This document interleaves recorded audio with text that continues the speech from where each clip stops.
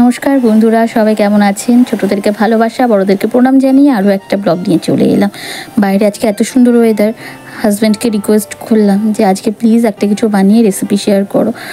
ও প্রচুর Japanese recipe জানে, তো ওকে অনেকদিন ধরেই বলেছিলাম। এর আগেও অবশ্য ও প্রচুর রান্না করেছে, যেগুলো আমি শেয়ারও করেছি, বাট এফবিতে কিছুই ছিল না, যে কারণে আজকে ভাবলাম যে না, ওর হাতে রেসিপি শেয়ার করি। এই তো লাগছে চিকেন উইংসই যে লাগবে এমন কোনো কথা নয়, চিকেনের যে কোনো পিস হলেই হবে। তো এই যেই পাকোড়াটাও আজকে বানাবে, সেই পাকোড়াটাকে খেতে সত্যিই দুর্দান্ত হয়। এখানটাতে দেখুন, ও কিন্তু উইংসগুলোতে সাইড দিয়ে দুই সাইডে দুটো দুটো করে, মানে চারটে কাট লাগিয়ে দিল, যাতে করে ভিতর অব্দি মশলাটা পৌঁছায়। আর স্টোমাকগুলো দুটুকরো করে মাঝখানে এমনভাবে কেটে দিল যাতে করে সিদ্ধও হয় খুব সুন্দর, আর ভিতর অব্দি মশলাটাও পৌঁছে যায়। তো ও কেটে কুটে নিক, তারপরে কী কী মশলা এখানে অ্যাড করছে সেগুলো অবশ্যই তোমাদেরকে স্টেপ ওয়াইজ দেখিয়ে দিচ্ছি। তো এই তো কেটে ও সমস্ত কিছু নিয়ে নিচ্ছে, মানে একটা বোলের মধ্যে নিয়ে নিল। তো ফার্স্টেই ও অ্যাড করবে কর্নফ্লাওয়ারটা প্রথমে লঙ্কাটা দিতে চেয়েছিল, তো আমি বললাম যে পরে দাও, লঙ্কাটা একটা চামচ বার করে দিই। তো প্রথমেই দিল কর্নফ্লাওয়ারের সাথে এখানে 2 টেবিল স্পুন কর্নফ্লাওয়ারের সাথে ও দেবে গোলমরিচের গুঁড়োটা অবশ্যই অ্যাড করবে, কারণ গোলমরিচের গুঁড়োটা অ্যাড করলে দারুণ একটা ফ্লেভার আসে। আর তার সাথে দিয়ে দেবে এখন হাফ টিস্পুন মতো পাকা লঙ্কা বাটাটা দিলে দেখতেও বেশ সুন্দর হয় আর খেতেও বেশ সুন্দর হয়। আর এখনই দিচ্ছে সেই সসটা, সেই সসটা আমি তোমাদেরকে সামনে থেকে একবার দেখিয়ে দিচ্ছি, তোমরা একটু পজ করে দেখে নিও। তো এটা টম ইয়াম স্যুপ পেস্ট, এটা সত্যি খুব সুন্দর, মানে একটা ফ্রেগনেন্স থাকে, মানে একদম স্মেলটা না থাকে পুরো গন্ধরাজ লেবুর মতো। তো এইটাকে একটু তোমরা অ্যামাজনে সার্চ করলে হয়তো পেয়ে যাবে। এটার ভিতরে আদা রসুন বাটা সমস্ত কিছুই দেওয়া থাকে। আর এখন দিয়ে দিচ্ছে মাংসের হাড়ের যে মজ্জা থাকে, সেই মজ্জাটা এখানে এমনভাবে বিক্রি হয় ড্রাই করে, তো সেটাই এখন দিয়ে দিল। এটাও টোটালি অপশনাল, না দিলেও কোনো সমস্যা নেই। তো এখন খুব ভালোভাবে এটাকে মিশিয়ে নেবে। আর ওই যে টমিয়াম স্যুপের যে পেস্টটা দিল, ওটার ভিতর কিন্তু আদা রসুন বাটাটা সমস্ত কিছুই দেওয়া থাকে। তো ওটা ম্যারিনেট করে রাখুক, ততক্ষণে এই যেই স্যালাডটা বানাবে বললাম হেলদি অ্যান্ড টেস্টি, অবশ্যই কর্ন দেখে বুঝতেই পারছেন সুইট কর্ন স্যালাড বানাবে। তো স্যালাডের রেসিপিটা এবার শুরু করে দেবে। তো তার জন্য প্রথমেই কর্নটা কেটে নিয়েছে, কেটে এই যে সিদ্ধ বসিয়ে দিচ্ছে। জলে কিন্তু সামান্য একটু লবণ দেওয়া হয়েছিল। তো এখানে সুইট কর্নের জায়গায় আমরা এমনি কর্ন ইউজ করলাম, তার কারণটা একটাই যে এখানে কর্নগুলো এমনি প্রচণ্ড মিষ্টি হয় আর খেতেও খুব সুন্দর হয়, মানে একদম কচি পাওয়া যায় ভুট্টাগুলো, যে কারণেই আমরা নর্মাল ভুট্টা ইউজ করলাম। দেশি ইউজ করলে অবশ্যই সুইট কর্ন ইউজ করবেন। আর এখনও কেটে নিচ্ছে টমেটো, পেঁয়াজ, আর ওই যে যেটা দেখছেন সাদা রঙের, ওটা কিন্তু সাদা গাজর। তো এখন সাদা গাজরটাকেও একদম কুচি কুচি করে কেটে নিচ্ছে। বুঝতেই পারছেন যেহেতু স্যালাড টাইপের বানাচ্ছে বা চাট টাইপের, যে কারণে একদম মিহি করে কুচিয়ে নিতে হবে। তো সমস্ত কিছুই টমেটো, পেঁয়াজ, শসা, লঙ্কা, গাজর সমস্তটাই কিন্তু খুব মিহি করে কুচিয়ে নিতে হবে।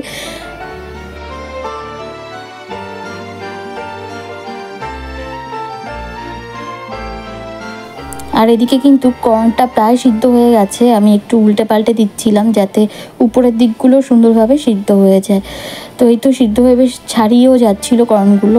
আর এখন আমি বন্ধ করে দিয়েছি, বন্ধ করে আরেকবার তোমাদেরকে দেখিয়ে দিচ্ছি যে চাপলে দেখো চপস্টিকটা কিন্তু প্রায় ডেবে যাচ্ছে।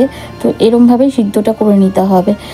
আর এখন পেঁয়াজটা ওর কাটা হয়েছিল না, তো পেঁয়াজটা কেটে নিয়ে কর্নটাকেও কেটে নেবে। কর্নটা কাটবে যেভাবে, সেভাবে তোমরা দেখে চাইলে এরমভাবে কাটতে পারো।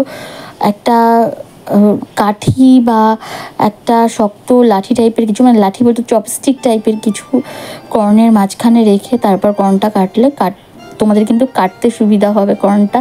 তো চলো আমি কর্ন কাটাটাও দেখিয়ে দিচ্ছি এরপর।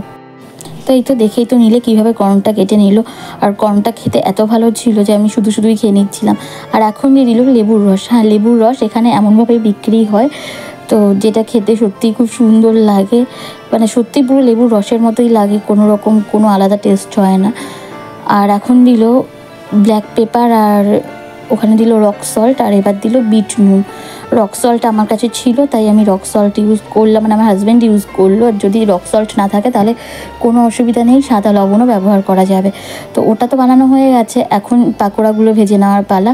বেশক্ষণ হয়ে গেছে, মানে 20 মিনিট মতো চিকেনটা ম্যারিনেট করে রাখা ছিল। এর থেকে বেশি সময় রাখতে পারলে আরও ভালো হয়। আর কোটিংটা দেখে আশা করি বুঝতেই পারছেন, গায়ে কিন্তু একদম হালকা একটা কোটিং রয়েছে, মানে কর্নফ্লাওয়ারটা এমনভাবেই দেবেন যাতে একদম হালকা একটা কোটিং হয়।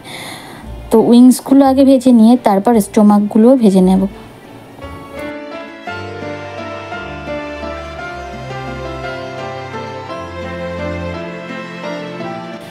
উইংসগুলো ভাজা কমপ্লিট হয়ে গেছে, উইংসগুলো তুলে নিয়েছে, আর এখন দিয়ে দিচ্ছে স্টোমাকগুলো। স্টোমাক কিন্তু এভাবে পাকোড়া বানিয়ে খেতে বেশ ভালোই লাগে, তবে হ্যাঁ চেষ্টা করবেন একটু ছোট করে কেটে নিতে, আর না হলে যেরকমভাবে আমার হাজব্যান্ড কাটাটা দেখিয়েছে ওইভাবে কাটতে, যাতে করে ভিতর অবধি খুব সুন্দরভাবে সেদ্ধ হয়ে যায়, মানে সুসেদ্ধ হয়, আর তার সাথে ভিতরে মশলাটাও যায়। তো রেসিপিগুলো কেমন লাগলো অবশ্যই কমেন্ট করে জানাবেন। আর এই যে আমি একটা মটর শাকের গাছ এখানে রেখেছিলাম, যেটা কেটে একদিন খেয়েছি অলরেডি, তারপরে গাছটা জল দিয়ে রাখার পর আবারও নতুন করে গাছ বেরিয়েছে। আর এই যে এখন পাকোড়াগুলো সব ভাজা কমপ্লিট হয়ে গেছে, এখন সার্ভ করে নিয়ে টেস্ট করে তোমাদেরকে জানাচ্ছি কেমন হয়েছে। তবে হ্যাঁ সত্যি কথা বলতে ভয়েস যেহেতু পরে দিচ্ছি, তো টেস্ট করেছি যেহেতু সত্যি খেতে দুর্দান্ত হয়েছিল। তোমাদের কাছে রিকোয়েস্ট করবো একবার হলেও রেসিপি দুটো ট্রাই করো। আর সুইট কর্ন স্যালাডটা অবশ্যই কিন্তু ট্রাই করে জানাবে যে কেমন লাগলো তোমাদের। তো চলো আজকের মতো টাটা, সায়োনারা, সবাই ভালো থেকো, সুস্থ থেকো। দেখা হবে খুব শিগগিরই আরও একটা নতুন ব্লগের সাথে। ততক্ষণের জন্য সবাই আমার পাশে থেকো। যারা এতক্ষণ নিজেদের মূল্যবান সময় থেকে সময় বার করে আমার এই মিনি ব্লগটা দেখলে তাদেরকে অসংখ্য ধন্যবাদ। যারা ফেসবুক থেকে দেখছো তারা প্লিজ পেজটা ফলো করো, আর যারা ইউটিউব থেকে দেখছো তারা প্লিজ চ্যানেলটা সাবস্ক্রাইব করে আমার পাশে থেকো। তো চলো আজকের মতো সায়োনারা।